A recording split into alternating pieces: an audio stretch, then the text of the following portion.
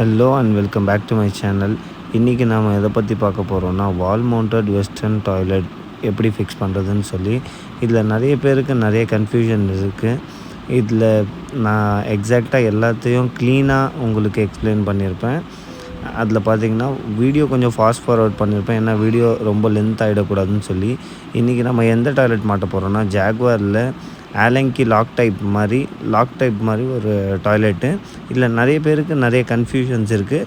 இந்த வீடியோ பொறுமையாக பாருங்கள், எல்லாருக்கும் எல்லா விதமான கன்ஃபியூஷனும் கிளியர் ஆகும்.